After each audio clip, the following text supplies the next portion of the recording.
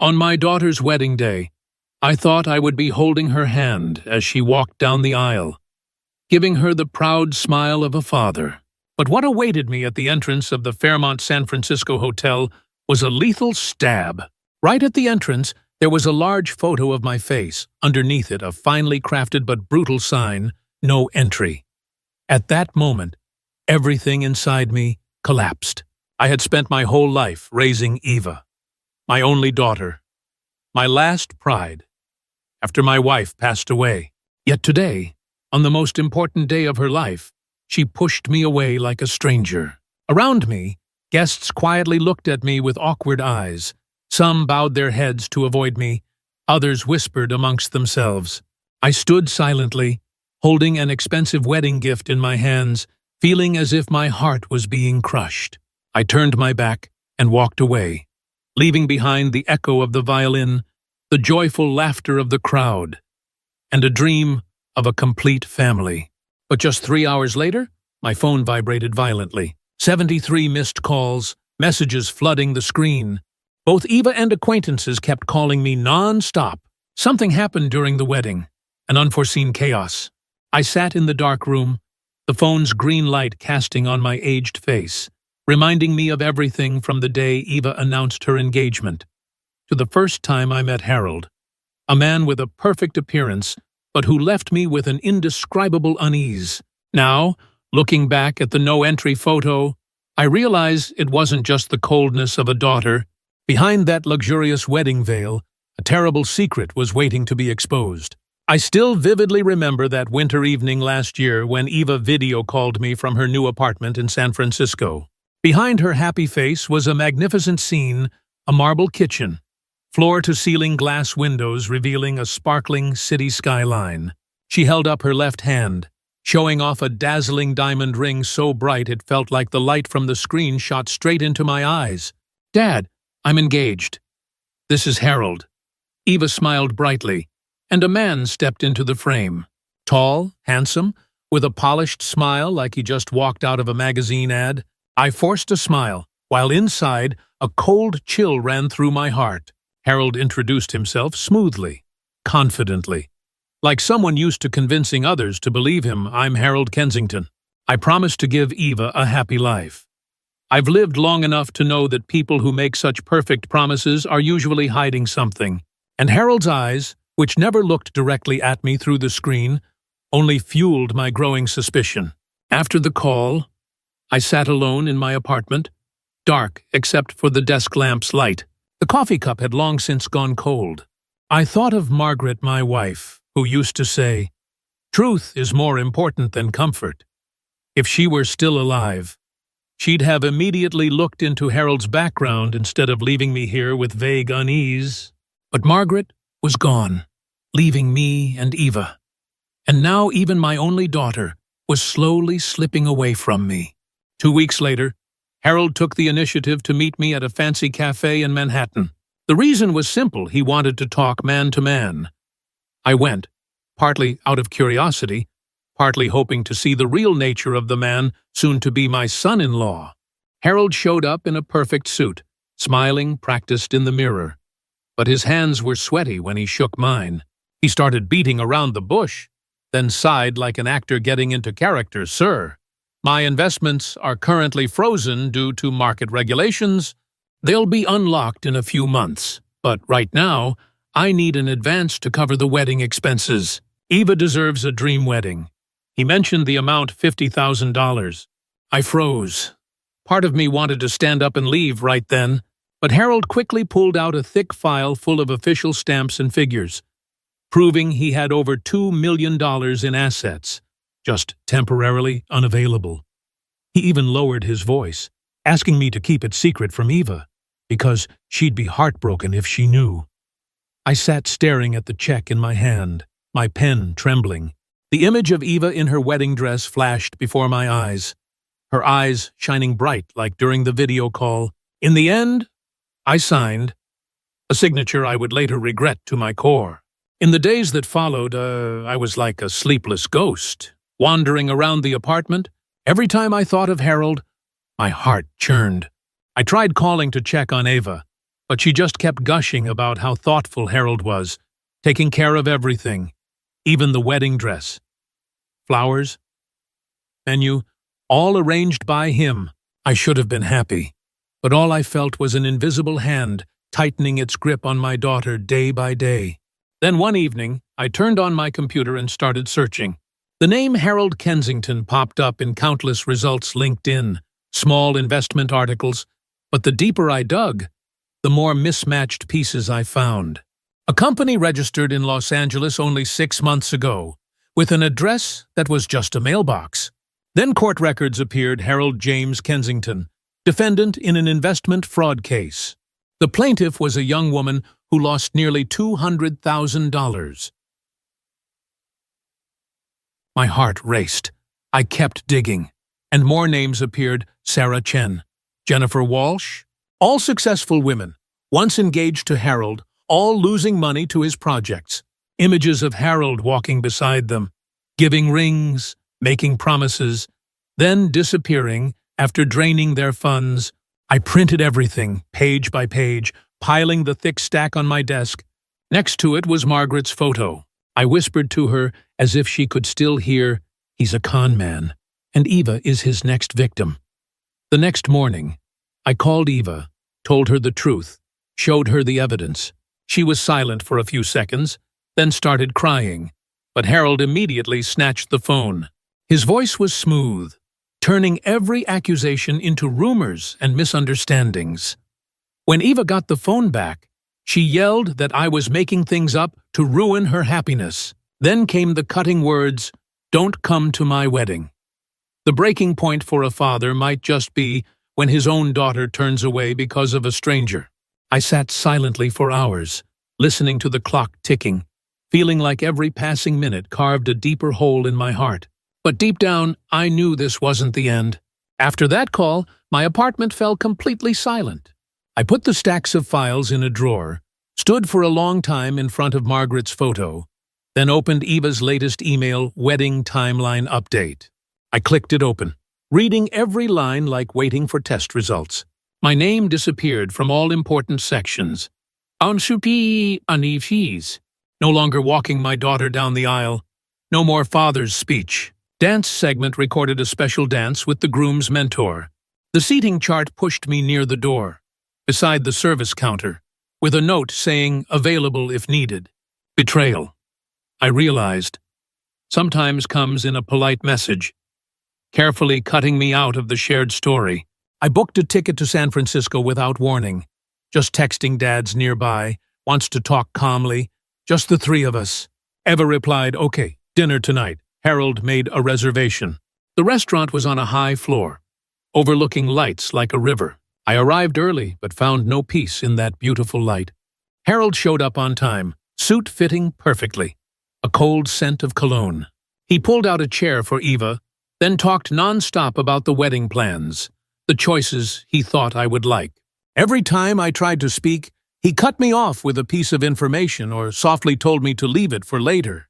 Eva sat in the middle, her hand resting on Harold's, eyes full of love and pride. I said I was worried for her, that the gaps in Harold's financial story couldn't simply be called my stubbornness.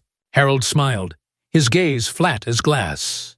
He pulled out a prepared paper, calling it a boundary agreement: no financial talks in front of the bride, no contacting wedding partners, no interfering with the couple's decisions. His voice was soft, as if healing, but each sentence locked my mouth shut. Eva nodded, saying that would keep things calm. I looked at my daughter's hand, her knuckles slightly pale from gripping too tightly. I recalled old memories, the time she wanted to go far away with a biker friend, and how Margaret checked every detail to protect her. Eva bit her lip, glanced at Harold as if waiting for a signal. He gently stroked her back, a soft gesture but commanding. I realized I was already at a disadvantage in my own family's story. When the bill came, Harold handed over his card, a half-smile emphasizing the meaning of a full wallet. I said thank you and stood up early to avoid making things worse. In the glass elevator, going down, I saw my shadow blend with the streetlights below, a small father amid countless stories continuing without me. That night, I opened my laptop, spread papers on the bed, and started again like an amateur investigator. I looked up the business registration number for Harold's company, cross-checked the address, and found it was a private mailbox. I followed old posts, the stray comments on investment forums. A recurring name appeared alongside faint traces of Harold under different surnames. I found an email left behind, then a phone number. I hesitated a long time before dialing, afraid that if someone answered, all the worst things I imagined would become real. She answered after 2 rings, her voice hoarse from lack of sleep. I introduced myself as the father of a girl about to marry someone who might match the man she once knew. Silence on the other end. Then a brief sentence. I hope you're wrong, but I believe you're not. She told me he came like a rain after a drought, offering plans, charts, and promises bigger than dreams. 6 months later, everything was drained, leaving only bills and empty accounts. When I asked why she didn't sue him all the way, she gave a dry laugh and said the hardest part wasn't the money, but the shame. Smart people hate being reminded they trusted the wrong person.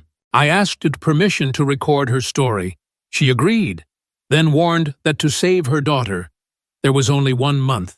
That was how long he usually took to legitimize the final transfer and disappear. I sent Eva a long email, attaching documents and the audio file.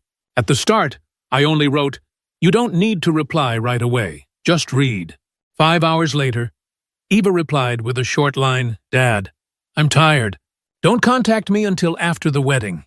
I read it over and over, searching for a crack in the words. There was none.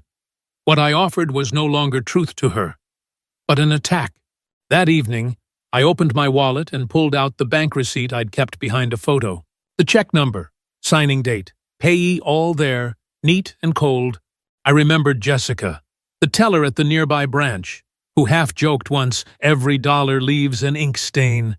I smiled, not out of happiness, but because, for the first time since this began, I had a thread to pull. That night, I slept a short and heavy sleep. I dreamed of Margaret, standing on the porch, shielding her eyes from the sun, looking at me with eyes both accusing and trusting. When I woke up, the city had washed its face with the morning light.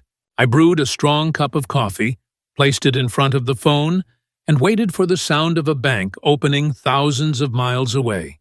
Eva's first betrayal closed a door but also opened a narrow path. That path wasn't for shouting, but for precise numbers and quiet decisions. That morning, I called the Chase Bank branch near my home. A female employee's voice came through the line, polite but distant. I read the check number, repeated the name Harold Kensington, then heard the tapping of keys. A brief silence, then she said, "The funds have not been withdrawn yet. Would you like to place a stop payment order?" I looked at Margaret's photo on my desk, a pain rising inside me, both vengeful and protective. I said, "Yes, stop it immediately." After a few keystrokes, the employee confirmed, "Check number 2847 for $50,000 has been voided. If the payee tries to deposit it, the system will reject it." I sighed, for the first time in weeks feeling my hand steady. I hung up, slowly put the receipt into my wallet, then called a taxi to the airport. Part of me wanted to leave New York immediately and fly to San Francisco to witness Harold's downfall firsthand. But another part advised me to stay out of it. Let the truth reveal itself. I chose the latter.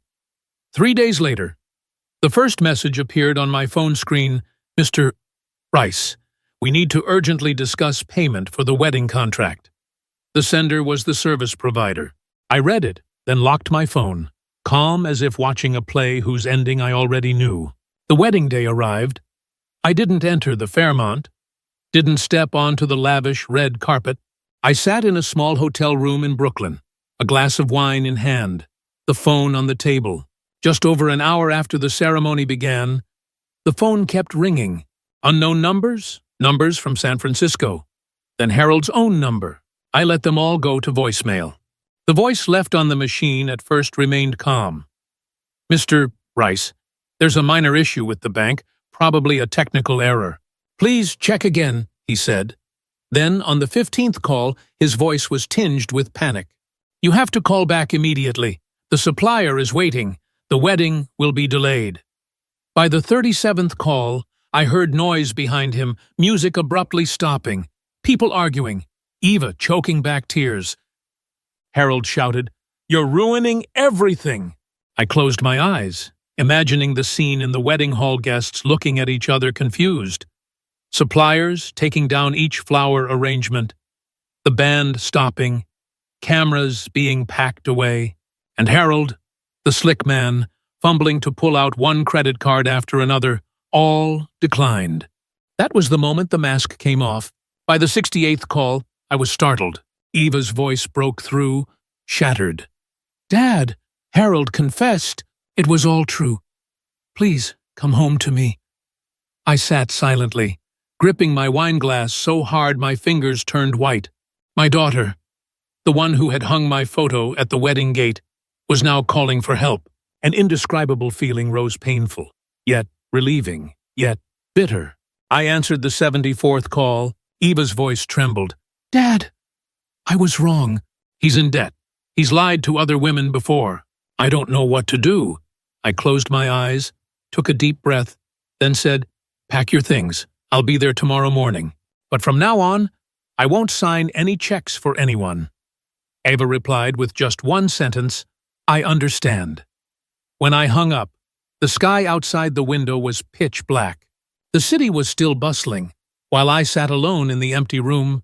But this time, I didn't feel lonely anymore. I knew Harold's mask had fallen, and my daughter finally saw the truth. I poured another glass of wine, gently raising it toward Margaret's photo on the altar. "See, I did the right thing." Her gentle smile in the frame seemed to glow under the light, like a silent agreement. That night, I slept the most peacefully since the nightmare began. I arrived in San Francisco on the red-eye flight, eyes heavy from lack of sleep, but my mind painfully alert. The early morning airport was noisy, but inside me there was only a long silence. Eva had texted the address of the hotel where she was staying temporarily.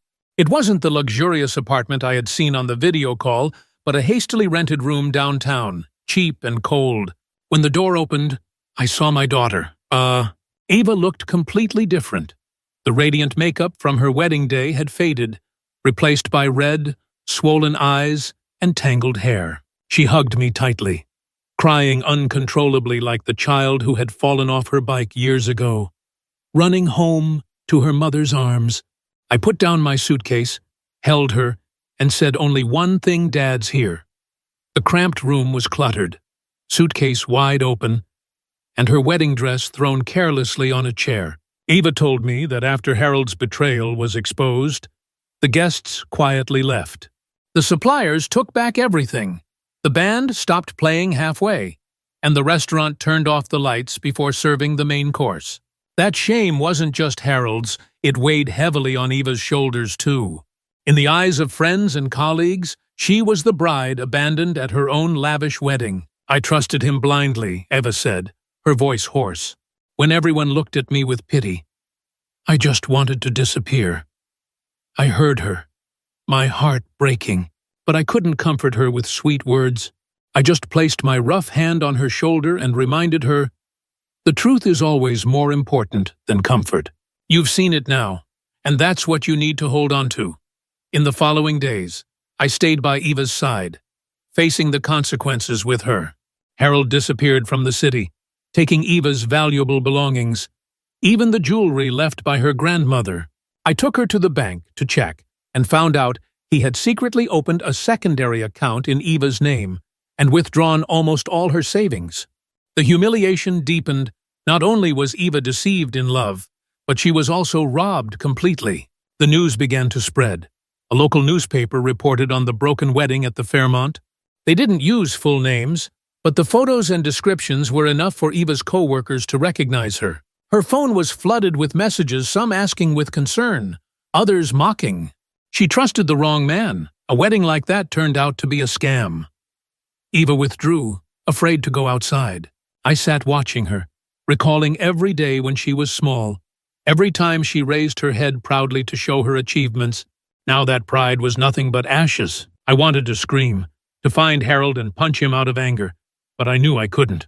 If I got involved in violence, my daughter would only be more ashamed.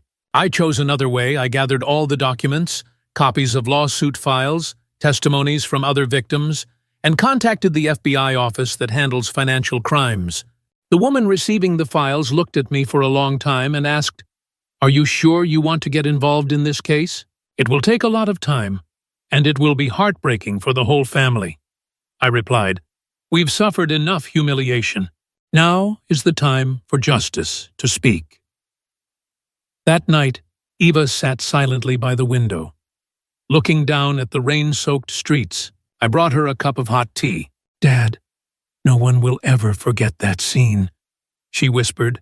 "Friends will always talk about it. Colleagues will gossip. I feel so ashamed. Dad." I held back my breath, then replied, "Shame won't kill you. But if you don't stand up, it will eat away at you for the rest of your life. Don't let Harold win again." Eva turned toward me, her eyes watery but shining with determination. "Will you stand with me, Dad?" I nodded. "Step by step. You're not alone."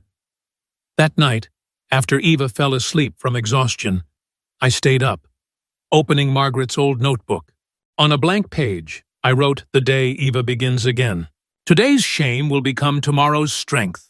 In the silence, I realized we had gone too far to turn back. But from that deep shame, a new path was emerging, leading to justice and the day Harold would pay. In the days after the wedding fell apart, I thought the tragedy had reached its limit. But the truth was darker and deeper than that. One morning, while I was making coffee in a small hotel room, Eva shakily brought me a thick envelope, throwing it on the table like it was something filthy. "Dad, I just found this in Harold's abandoned suitcase." I opened it. Inside were loan agreements, copies of credit cards, even forged documents with Eva's name on them. They had her signature, but it was clearly copied from a single original, sloppy and distorted. He had planned this all along, step by step, turning Eva into a tool in his scam. I flipped through each page, my heart heavy. A contract clearly states that Eva guaranteed a $120,000 loan from a bank in Los Angeles. Another document is a transfer of shares in a fake company.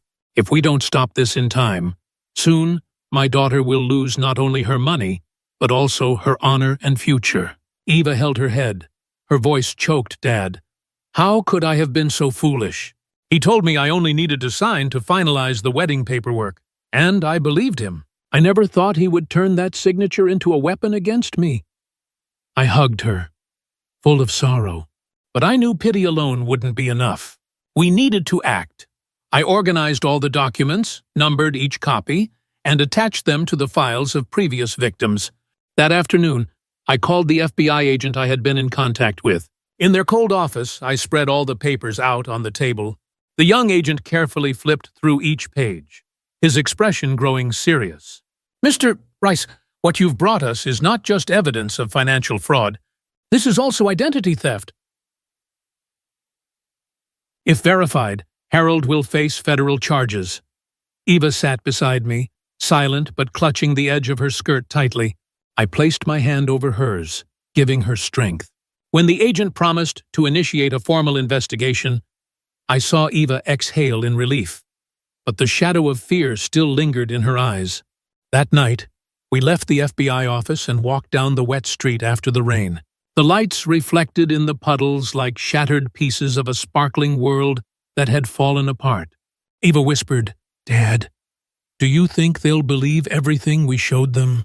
Or will I be turned into an accomplice?" I stopped and looked straight into her eyes. "They will see the truth. And if they don't, I won't stop proving it until they do." But just as we thought things were clearing up, a call from the bank made my heart sink. "Mr. Rice, someone has filed a complaint against Eva for overdue debt. The records show she signed as guarantor for a failed investment. We have to proceed with legal action." I nearly shouted into the phone. "That's a forgery. All the signatures were copied. You are not allowed to accuse her." But on the other end of the line, there was only the coldness of procedure. Eva sat beside me, listening, her face pale. "Dad, does that mean everyone will think I was complicit with Harold?" she asked, her voice trembling. I put my arm around her shoulder and whispered, "No, the truth will prove everything. But we'll have to endure more humiliation before the truth comes out." In the following days, we faced many scornful looks. Old friends avoided us, and some of Eva's former colleagues called, their tones full of insinuation. "You should explain clearly, or you'll get a bad reputation." I saw my daughter shrink away, her last bit of pride slowly worn down. One evening, I found her sitting in front of the mirror, taking off the last of her jewelry, placing each piece into a box as if returning her former life. She looked at me and asked, "Dad, do you think people will forgive me?" I answered slowly, "Forgiveness will come, but not from them first. You have to start with yourself." That night, after Eva fell asleep, I reopened the file. At the bottom of the envelope, I found an old photo that had slipped out from among the papers. A photo of Harold standing next to an unfamiliar woman, his arm around her waist, smiling exactly like he did at Eva during their first video call. The back of the photo was dated just 1 week before Harold proposed to Eva. My heart went cold. He hadn't just scammed money. He had deceived with his feelings too, playing a double game, maybe even multiple sides at once. And Eva was just a pawn in a long game. I slipped the photo back into the file and added a note in red ink. Personal evidence. Harold maintained multiple simultaneous relationships. I knew the full truth was still hidden. The truth concealed ahead was still thick and dense. But now, I was ready to move forward, because I was no longer alone. Eva, though in pain, had seen Harold's true face. And once light slips through a crack, no darkness can hide forever. The following days passed in tense silence. Eva hardly dared to go outside, and I spent most of my time in the cramped hotel room, glued to the thick file. Outsiders might think I'm just an old man clutching a bunch of meaningless papers, but I know that every page, every detail, could be the only weapon to turn the tables. During the day, I go to the public library, where old newspapers and legal archives are kept. I sift through faded reports, cross-referencing the name Harold with other aliases Morrison, Richards, Kensington. Each time, a familiar pattern emerges: phantom investments, unfinished lawsuits, women abandoned in debt. Whenever I find a new link, I carefully take notes and file them with the old evidence. At night, when Eva is asleep, I quietly turn on my desk lamp and spread all the papers across the bed. On the wall, I pin photos and diagrams, connecting them with red thread like in detective movies. Not to show off, but to remind myself that the truth cannot be denied. Harold may deny it, but the trail he left will tighten around his neck. Eva gradually began to understand what I was doing. One evening, she came over holding the documents I had just finished, read them for a long time, then sighed, "Dad, I didn't realize you had this much patience." I just smiled, my voice hoarse. When you've lost too much, patience is the only choice left. Everything must be prepared quietly until the day justice knocks. We planned together. I taught Eva how to record every call, save emails, even take screenshots of messages as evidence. The first time she did it, she was trembling, but then her eyes brightened, as if regaining some lost strength. In her eyes, I saw the shadow of Margaret, the woman who never bowed to lies. One day, I got a call from Rebecca Martinez, one of Harold's former victims. She said she'd heard about the failed wedding and wanted to meet me. We met at a small cafe in the suburbs. Rebecca brought her own thick file, just as heavy as mine. She told me how Harold seduced her, about his promises, and the shame of becoming a laughingstock. "Mr. Rice," she said firmly, "I don't want anyone else to suffer like I did. If I have to testify, I will." I squeezed her hand, knowing I was no longer alone. Each piece was gradually coming together, forming a complete picture of the man my daughter once blindly loved. When I got back to the hotel, I told Eva everything. She went silent, then burst into tears. "Dad, I'm not the only victim. I'm just one of many people he's deceived." I put my hand on her shoulder and spoke slowly. "That's exactly why we have to see this through. Not just for you, but for everyone." That night, We wrote a long letter together and sent it to the federal lawyer's office. In the letter, I attached all the evidence, including Rebecca's willingness to testify. Before sending it, I read every word carefully, making sure no detail was missed. When I hit send, it felt like I'd just lit a small candle in a dark room. But the silent preparation wasn't just about gathering documents. I also had to prepare myself. I developed the habit of writing a nightly journal, recording my emotions so that when I went to court, I could recall every moment, every piece of evidence, every move Harold made. I knew a guy like him was good at acting and twisting the truth, but if I kept a clear timeline, he wouldn't be able to get away. Late at night, I often stepped out onto the hotel balcony, looking down at the city's sparkling lights. I remembered when I worked in real estate, dealing with many slick characters like Harold. Back then, Margaret always reminded me, never let fake confidence cloud your judgment. I had forgotten that advice, and the price was Eva almost losing everything. Now, I had to ingrain it so I would never make that mistake again. Days passed, and no one outside knew what we were doing. To the world, Eva was just a jilted bride, and I was a failed father. But inside the hotel walls, we were quietly weaving a net. Every thread was evidence, every knot a witness. And I knew when Harold reappeared that he would have nowhere left to hide. I had pictured many times the moment I'd see Harold again. In those daydreams, I'd glare at him, point my finger, firing questions like daggers. But real life never matches the dream.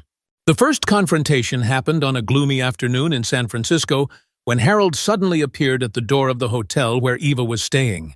There was a sharp knock on the door. 3 times. Eva trembled and looked up at me. I nodded slightly and stepped out to open the door. He stood there, wearing a wrinkled dark blue suit, a loose tie. His eyes no longer bright, but hollowed. But the smile was the same, a practiced smile meant to convince others he was in control of everything. "Mr. Rice," he said smoothly as if no collapse had ever happened. "We need to talk." I didn't step aside, just stood firm in the doorway. "You still have the nerve to come here." Eva peeked out from behind me, her face pale. Harold reached out, but I blocked him immediately. "Not a step into this room. Say whatever you have to say out in the hallway." He clicked his tongue, but kept his tone gentle. "Fine. I just want to explain. Everything that happened at the wedding was just a banking misunderstanding. You know, sometimes the system has issues." I laughed, a hoarse, bitter laugh. "Issues at the bank. What about the forged contracts with Eva's signature? What about all those women before, Rebecca, Sarah, Jennifer? Were they all just system errors too?" For the first time, I saw his smile falter, but only briefly. Harold quickly regained his confidence, lifted his head, and looked straight at Eva Honey. "Don't believe those lies. Your father is just trying to keep you close. He can't stand that you're growing up and finding a successful man." Eva's eyes welled up with tears, but this time they didn't turn toward Harold. She stood still behind me, her voice trembling but firm. "Harold, I've seen the papers. I know everything. Don't call it lies anymore." Harold stiffened, then turned to me, his eyes flashing with anger. "You ruined everything. I will sue you for defamation and damaging my reputation." I stepped closer and lowered my voice. "Go ahead and try. The evidence has already been submitted to the FBI. Your game ended the moment that check got stopped." And he knew it well. In that moment, Harold lost his temper. He raised his hand as if to slam the wall, but then stopped, clenching his fist. "You think you've won? I always have a way to turn things around. You can't imagine the connections I have." I looked straight into his eyes, no longer trembling like when I signed the check. "You're right. I can't imagine the dirty connections you have. But there's one thing I know for sure: the truth never sides with a con artist." Eva started crying. I reached out, put my arm around her shoulder, and gently pushed her into the room. The door slammed shut, leaving Harold standing in the hallway, pounding hard on the door before walking away, his heavy footsteps echoing down the corridor. Inside the room, Eva sank down, covering her face. "Dad, I'm scared he'll come back. I softly stroked my daughter's messy hair. You don't have to be scared anymore. We've exposed him. Next time he shows up, it won't be in a hotel hallway, but in a courtroom. That night, I couldn't sleep. I sat by the window, watching the city lights flicker. A strange feeling rose inside me, not fear, nor relief, but determination. Today's confrontation made one thing clear: Harold no longer had a mask to hide behind. All that was left was the fear of being exposed. I opened my notebook and wrote in big letters, "The day Harold lost his temper." It's the sign of a con artist cornered, and I knew from that moment the game had changed. Tomorrow, Ava and I would meet with a lawyer. What we had quietly prepared for so long would finally come to light. And Harold, the man who cost me my daughter and my honor, would finally face justice. I never believed the truth would come this fast. After the confrontation in the hotel hallway, Harold disappeared for several days. Eva and I lived in tension, both fearing he would return and waiting for a move from the FBI. Then one morning, a pounding on the door startled me. I opened the door and saw the agent I had met before, along with 2 uniformed police officers. They walked in, placing the thick file on the table. "Mr. Rice, we have news." Harold Kensington was arrested early this morning while trying to withdraw money from a fake account.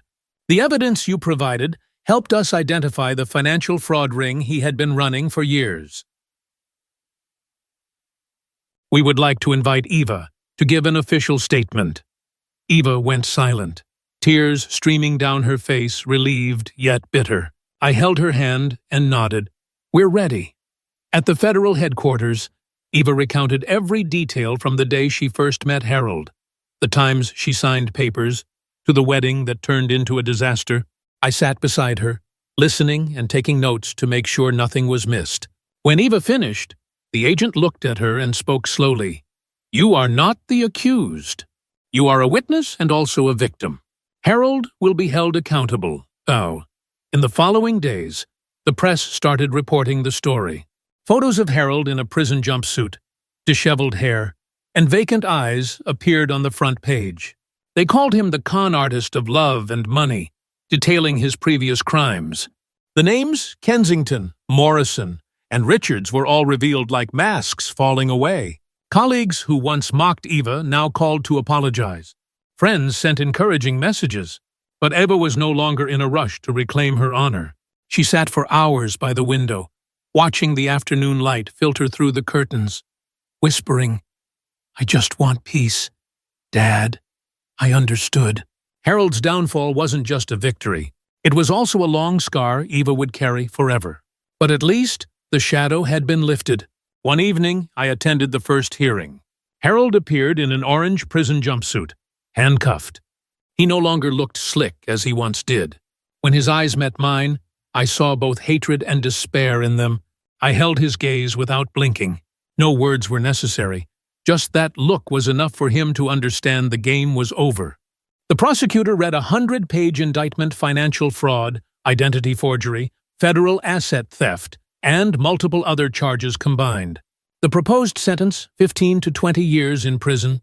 Harold sat still. The fake smile disappeared. I recalled the moment I signed the check. I remembered standing outside the wedding, looking at the photo with the words "No entry" stamped on it. I thought that was the ultimate humiliation. But now, seeing Harold bow his head in court, I finally understood what true collapse really means. After the hearing, Eva and I stepped outside. The evening sky was ablaze, the sunlight piercing through the clouds like fire. But inside me, it felt cold. Eva held my hand. Her voice choked, "Dad, we've won."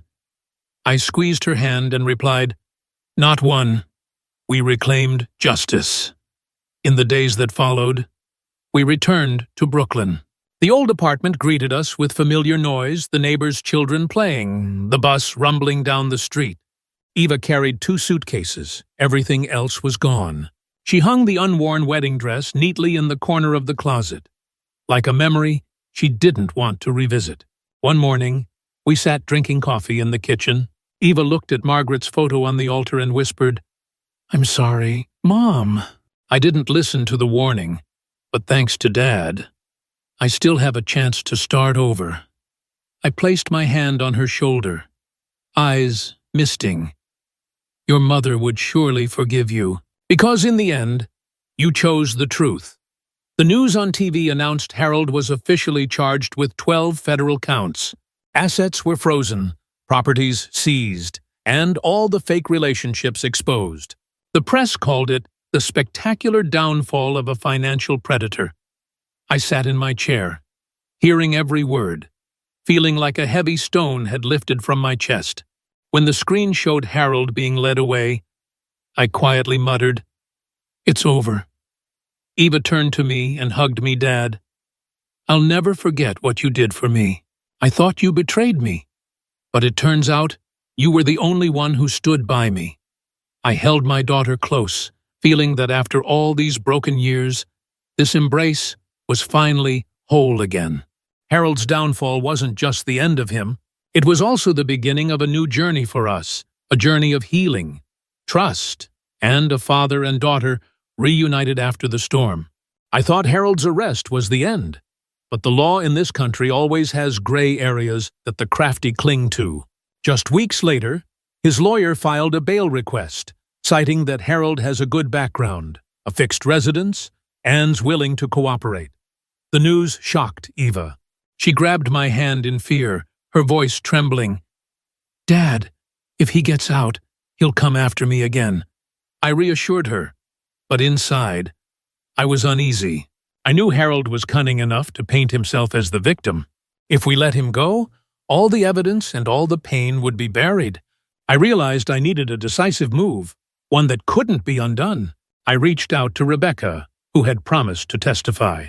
We sat in an empty cafe, and Rebecca placed a USB in front of me.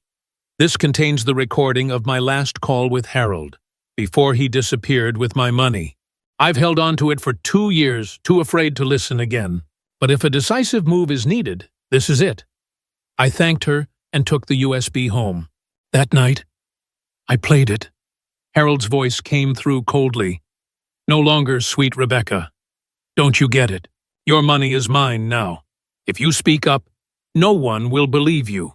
You're just one of many." That brutal confession sent chills down my spine. No more denial.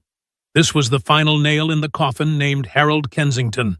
The next morning, Eva and I met with the prosecutor. I handed over the USB along with a detailed report. The prosecutor listened to the recording, nodded. "This is direct evidence. With this, the bail request will be denied.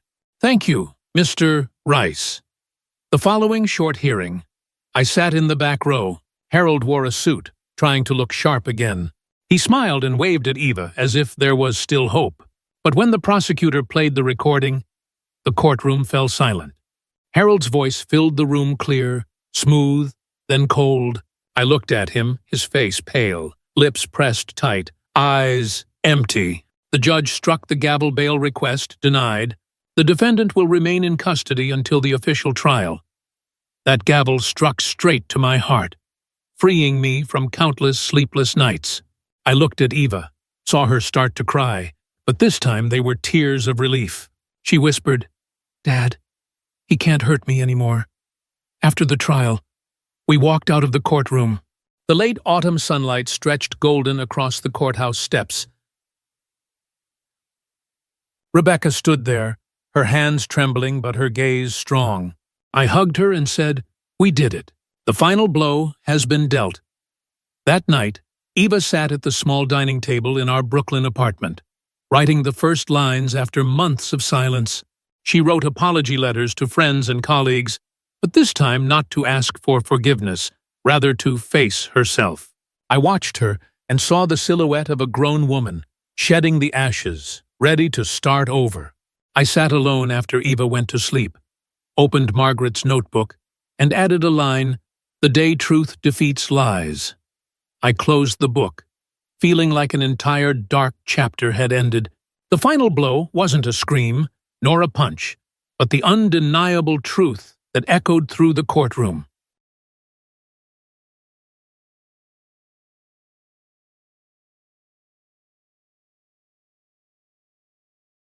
The day of the final trial arrived on a bitterly cold winter morning.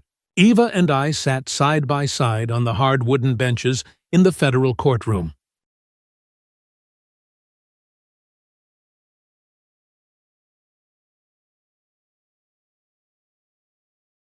Outside, the wind howled through the tall glass windows, carrying a gloomy chill. But inside me, for the first time in months, there was a calmness.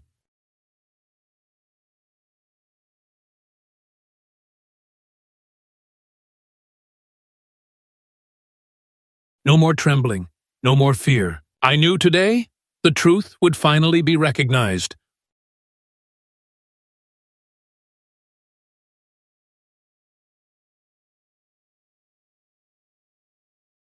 Harold was brought in, hands still cuffed, his face gaunt. The suit he once wore had been replaced by an orange prison jumpsuit.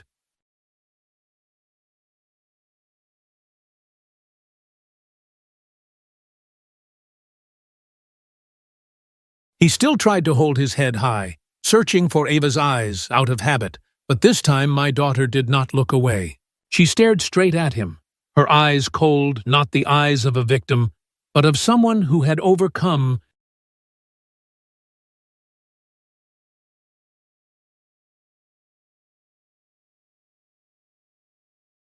The prosecutor presented each piece of evidence, forged contracts, testimonies from Rebecca, Sarah, Jennifer, and finally, the audio recording.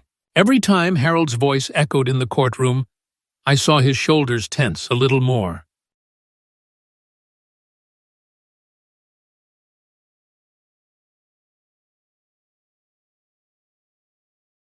The audience sat silent, only the sound of the court clerk's pen scratching the papers.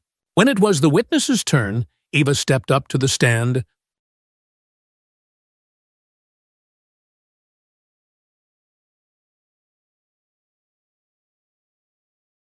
I held my breath. My daughter, once a bride who was barred from entering on her wedding day, now stands tall before the judge, recounting every detail with a firm voice.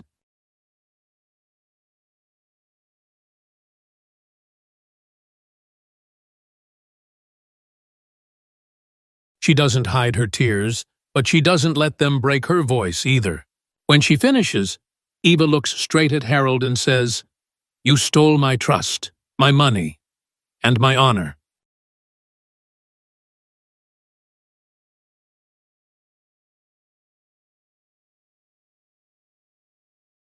But you cannot steal the truth. And today, the truth is right here. I saw Harold lower his head, for the first time without any excuse.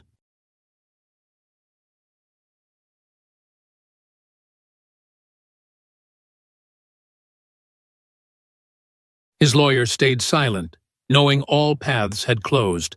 The judge sentenced him to 18 years in prison, with no possibility of parole for at least 12 years.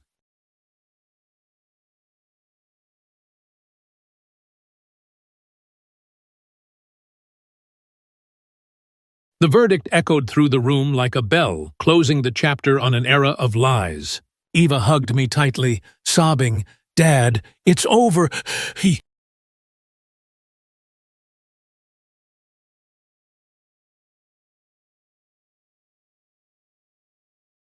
The cold wind hit my face, but I felt an unusual warmth inside. On the steps, many reporters pointed their cameras at us.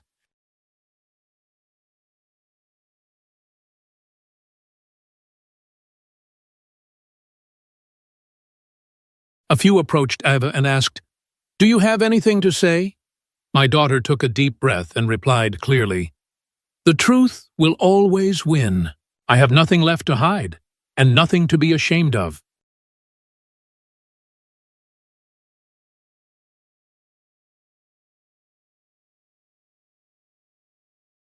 No longer the innocent girl she once was, but a woman who grew stronger through the storm. We returned to Brooklyn.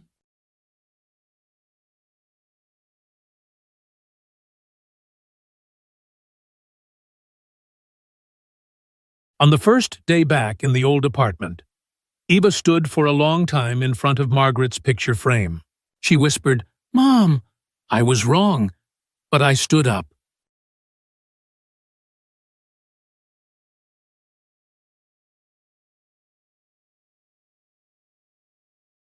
Thanks to you, Dad, I'm no longer afraid. I put my hand on her shoulder, choked up. Your mother would be so proud. She found a new job, smaller but more peaceful.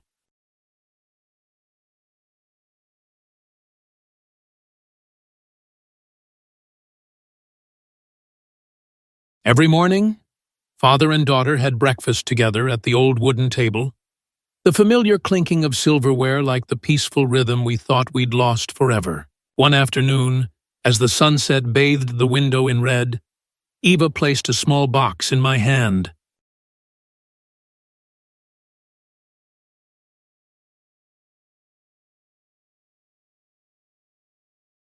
Inside was the velvet box that once held the ring Harold gave her, but instead of the ring, there was now only a small note with the scribbled words, "I choose family."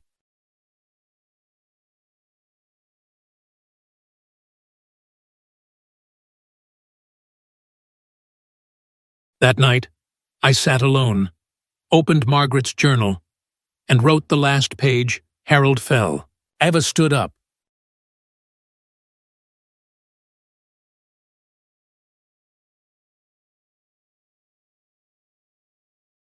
This family, though broken, still found its dignity. I closed the book, blew out the candle, letting darkness cover the room. But this time, the darkness was no longer frightening.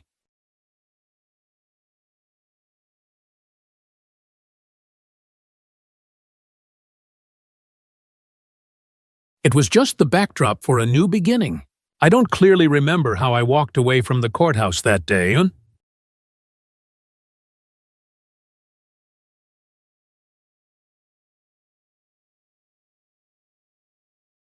Everything felt like it was shrouded in mist.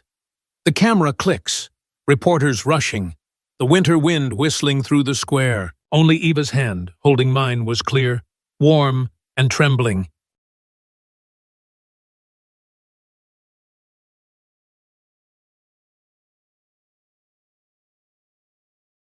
We had passed through a storm that seemed endless. And now the sky was beginning to clear.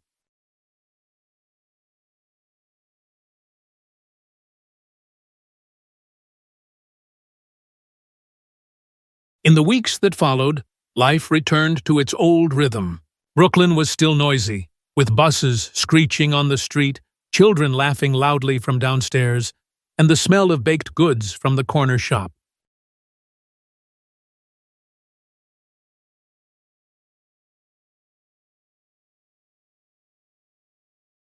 But to me, every sound became precious because it proved we were still here, still whole after the losses. Eva gradually found herself again.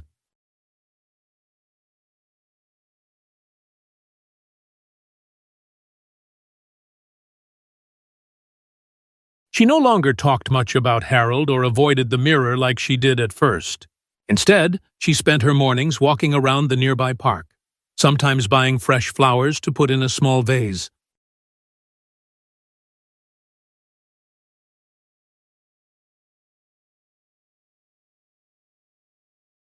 I saw her smile, not the innocent smile from before, but a deep, calm one, the smile of someone who had fallen and gotten back up.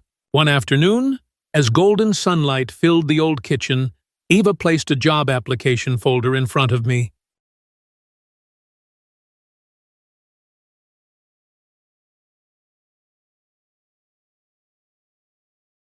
"Dad, I've made up my mind.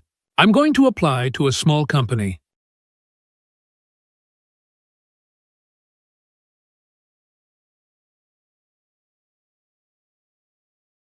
No big name, no high salary, but I want to start over, from the small things."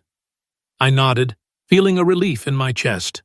My daughter had chosen a path that wasn't flashy, but honest.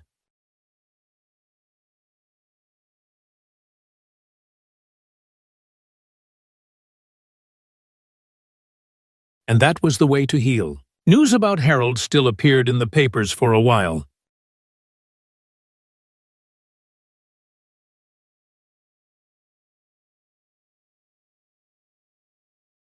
They called him a romantic predator, a master con artist. Every time I saw his photo in prison clothes, I remembered the moment my picture was hung at the wedding gate.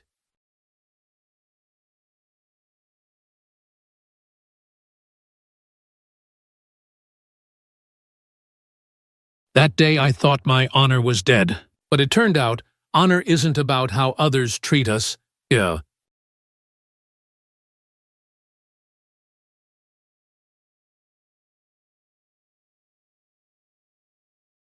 It lies in how we face the truth, and I chose the truth, even if it meant becoming an outcast.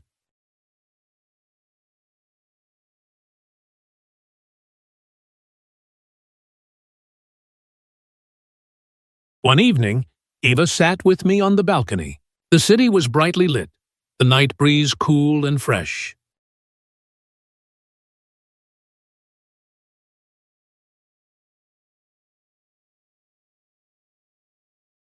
She whispered, "Dad, I used to think you betrayed me. I used to hate you."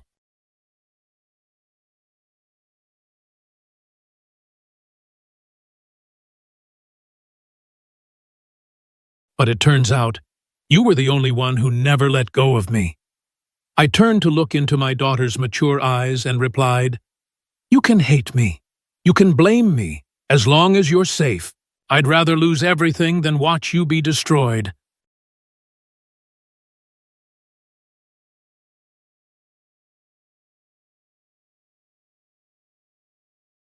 On the table, Margaret's photo remained, her gentle eyes seeming to smile at us both. I whispered, "See?"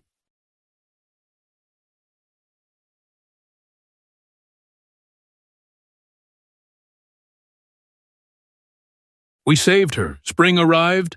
Eva started her new job, busy but peaceful.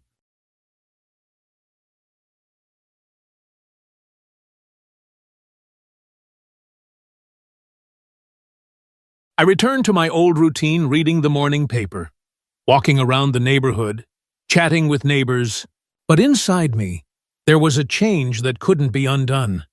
I understood more deeply the value of patience and justice.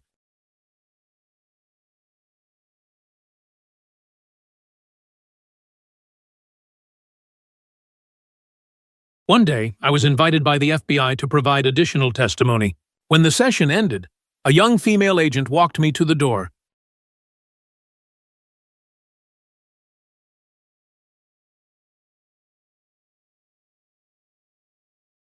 She said, "Mr. Rice, without your persistence, we couldn't have built such a strong case. Many might think you're just a stubborn old dad, but it was that stubbornness that saved your daughter." I nodded softly, smiling.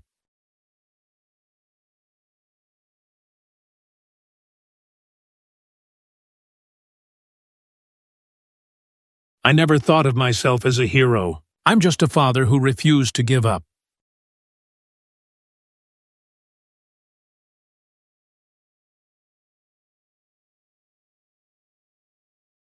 That night, back at the apartment, I added a line to Margaret's notebook: "Justice doesn't always come immediately, but if we wait patiently, it will arrive, like light breaking through the darkness."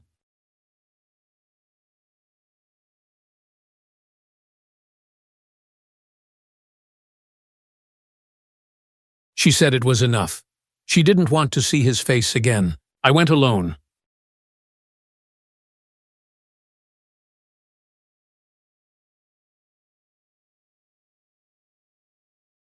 When the judge read the verdict, I sat silently, neither joyful nor satisfied. Just a calm rising, like after a long storm.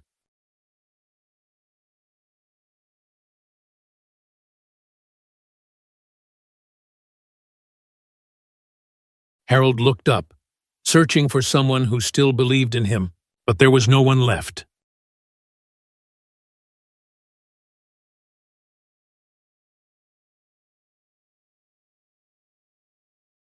As he was led out of the courtroom, I knew that story was closed forever. Returning home, I saw Eva cooking dinner.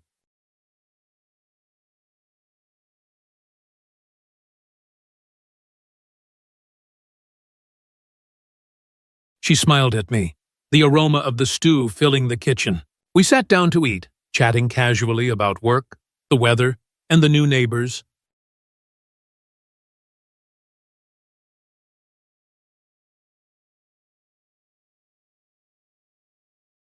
Simple, ordinary, but it was the happiness we thought we had lost. Late that night, I stepped out onto the balcony and gazed at the city glowing with lights.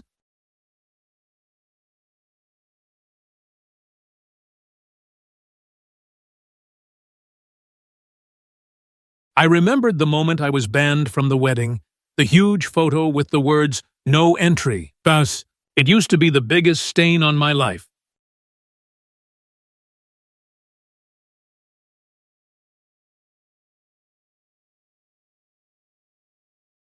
But now, when I think back, it no longer hurts sharply. Instead, I see it as a milestone, marking the start of a difficult but necessary journey, the fight to reclaim justice and dignity.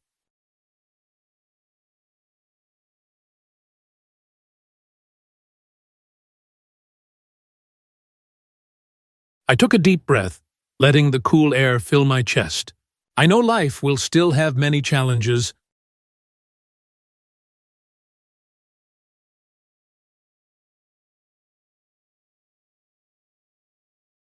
but Eva and I have been through the worst.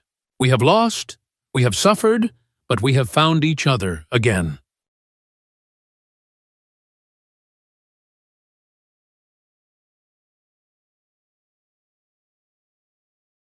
I closed my eyes, whispering as if to Margaret, "Don't worry.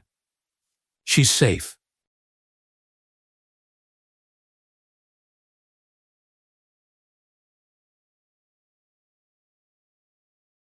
Our family, though no longer complete, remains whole in love and truth. And I realized, sometimes the sweetest revenge isn't making your enemy fall in blood or tears, but watching him collapse under justice while we and the ones we love still stand tall, heads held high,